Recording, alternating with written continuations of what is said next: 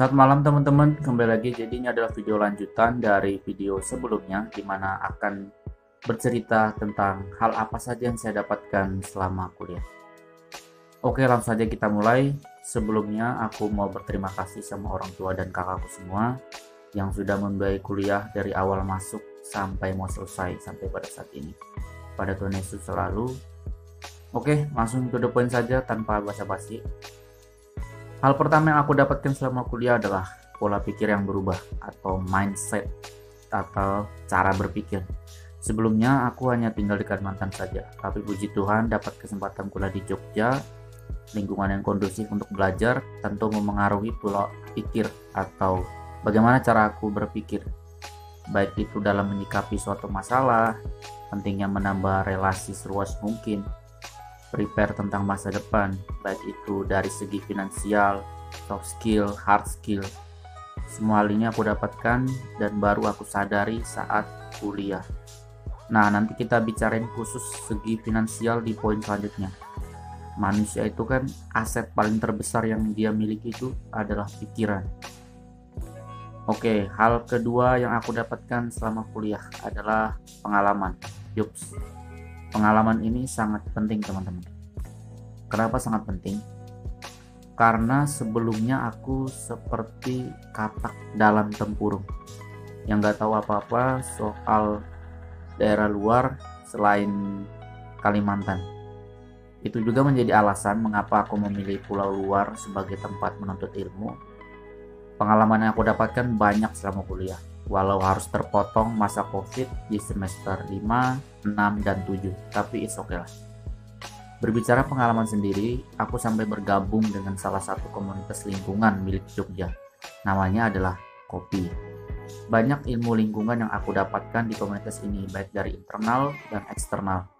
Aku jadi tahu bagaimana kondisi bumi saat ini, bagaimana kerusakan lingkungan yang sangat parah, dan visi misi negara seluruh dunia dalam upaya menekan laju suhu bumi yang terus meningkat. Tahu cara naik kapal, KRL, pesawat, dan mencoba berbagai hal lainnya yang belum pernah aku lakukan sebelumnya. Mengenal berbagai teman dari Sabang sampai Merauke, dan kebudayaan setempat juga, serta kebiasaan orang-orang sini. Dan yang terakhir, akhirnya aku bisa melihat cewek beragama Katolik selain dari suku aku sendiri dan Kalimantan, yaitu suatu kebanggaan sendiri sih di hati.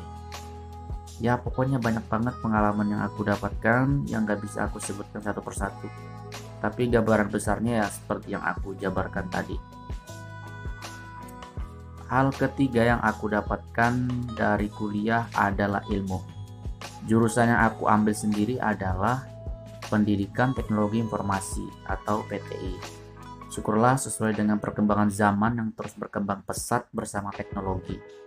Jadi bisa dibilang aku dapat ilmu baru di jurusan ini.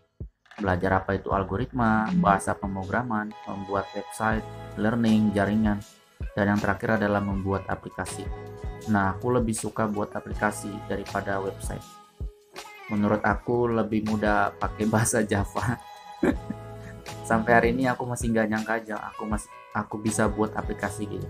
Dulu bertanya-tanya dalam hati, kira-kira gimana ini orang kok bisa buat aplikasi kayak gini gitu kan.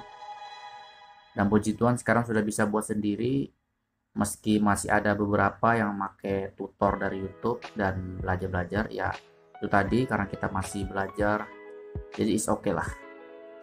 Hal keempat yang aku dapatkan adalah dari segi finansial dan aset. Nah ini teman-teman, ini di poin pertama tadi, sekarang aku jelasin di poin keempat.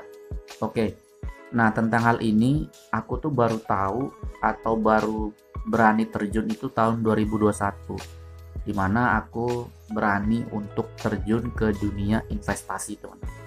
Investasi emang penting banget kalau memang ingin mandiri finansial di waktu tua nanti. Anak muda harus belajar investasi sih kalau menurut aku. Belajar investasi ini aku nggak ada dorongan dari siapapun, aku hanya belajar otodidak dari YouTube. Jadi memang benar-benar aku sendiri yang ingin investasi, kemauan aku pengen investasi gitu. Nah barulah di tahun 2022 belajar sungguh-sungguh soal finansial. Buku pertama yang aku baca adalah Rich Dad Poor Dad karya Robert Kiyosaki. Setelah baca buku ini langsung terbuka pikiran aku. oh ternyata memang sepenting itu kemandirian finansial. Nah, di tahun 2021 aku main bibit dulu teman-teman. Baru setelah itu terjun ke saham beneran di Ajaib. Aku juga langsung membeli buku The Intelligent Investor khusus bacaan pemula investor. Buku ini itu memperkuat karakter seseorang investor. Tentu panutan investor aku adalah Warren Buffett. Ya, dia dengan pola jangka panjangnya itu. Selanjutnya adalah aset apa aja nih yang udah aku buat selama kuliah gitu kan. Ya, aku sudah buat YouTube juga dari tahun 2019. Nah, dari keseringan upload video di YouTube ini, aku jadi melatih public speaking aku. Karena secara tidak langsung, ya aku ngomong depan kamera gitu kan. Walaupun aku kan mainnya di balik layar gitu. Jadi ya secara nggak langsung melatih public speaking. Jadi kalau ngomong depan kamera tuh udah nggak yang gugup lagi karena udah sering bikin video depan kamera. Nah, itu tadi aset dan segi finansial yang aku dapatkan selama kuliah. Kedua hal ini penting banget menurut aku. Oke teman-teman, sekian. Jadi itu adalah beberapa hal yang aku dapatkan selama kuliah dari tahun 2018 sampai dengan tahun ini 2023. Ya aku memang belum lulus, tapi aku lagi cepat-cepat pengen lulus. Aku lagi ngerjain tugas akhir. Pokoknya inti dari pembicaranya adalah hal ini bisa kamu dapatkan ketika kamu berkuliah gitu. Ya, itu tadi poin yang dari pertama sampai keempat. Oke, mungkin segitu aja pada video kali ini. Terima kasih. Sampai jumpa di video berikutnya. Bye-bye.